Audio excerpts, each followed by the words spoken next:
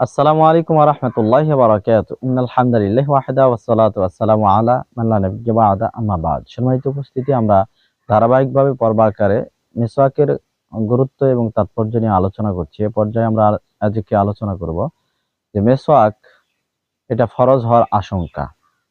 রাসূলুল্লাহ সাল্লাল্লাহু আলাইহি সাল্লাম বলেছেন, উমিরতু বিসওয়াকি, আমি মিসওয়াক করার ব্যাপারে এত বেশি আদিষ্ট হয়েছি যে হাত্তা খাশিতু, এমনকি আমি আশঙ্কা বোধ করতাম, আমি ভয় করতাম আন আদরাদা, আমার দাঁত ঝরে যাবে।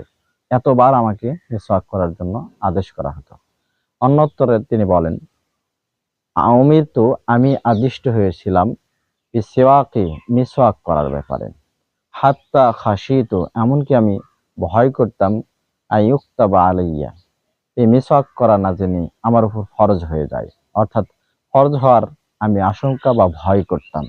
শুধু তাই নয়, আব্দুল্লাহ ইবনে আব্বাস রাদিয়াল্লাহু আনহু হতে বর্ণিত, তিনি বলেন রাসূলুল্লাহ সাল্লাল্লাহু আলাইহি সাল্লাম বলেছেন, লাকাদ উমিরতু বিসওয়াকি, আমি মিসওয়াকের ব্যাপারে এত বেশি আদিষ্ট হতাম যে হাত্তা জানান্তু, এমনকি আমি ধারণা করতাম আন্নাহু ইয়ানসিলু বিহি আলা কুরআনুন আও ওয়াহিয়ুন, কোরআনে অথবা ওহী করা হবে আমাকে এই মিসওয়াকের ব্যাপারে, অর্থাৎ মিসওয়াক আমার উপর ওহী করে, কোরআন নাজিল করে ফরজ করে দেওয়া হবে, এই আশঙ্কা বোধ করতাম, এই ভয় আমি করতাম।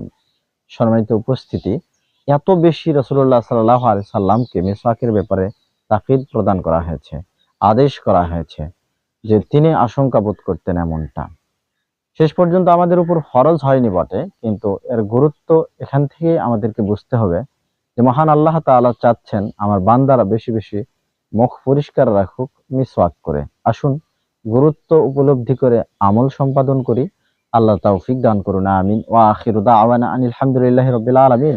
আসসালামু আলাইকুম ওয়া রাহমাতুল্লাহি ওয়া বারাকাতুহু।